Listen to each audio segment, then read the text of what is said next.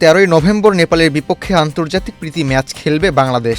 Asian cup বাছাই পর্বে ভারতের বিপক্ষে গুরুত্বপূর্ণ ম্যাচের আগে প্রস্তুতি সারতে নেপালকে আমন্ত্রণ জানিয়েছে বাংলাদেশ ফুটবল ফেডারেশন বাফুফে।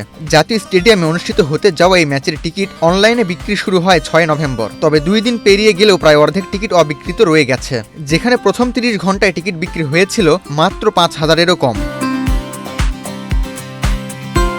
অথচ সম্পূর্ণ বিপরীত চিত্র দেখা গিয়েছিল সিঙ্গাপুর ও হংকংয়ের বিপক্ষে ম্যাচে। সামিত শম ও হামজা চৌধুরীকে এক নজর দেখতে দর্শকদের যেন হিড়িক পড়ে গিয়েছিল। হংকং ম্যাচের টিকিট অনলাইনে ছাড়ার মাত্র আধ ঘন্টার মধ্যে সোল্ড আউট হয়ে যায়, কিন্তু নেপাল ম্যাচে সেই উন্মাদনার ছিটে ফোঁটাও নেই।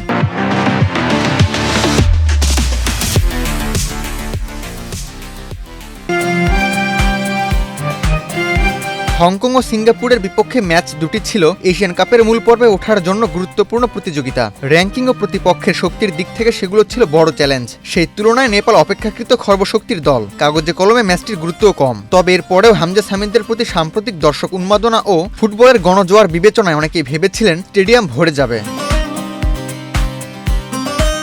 তাহলে নেপাল ম্যাচের টিকিটের প্রতি কেন এত অনীহা?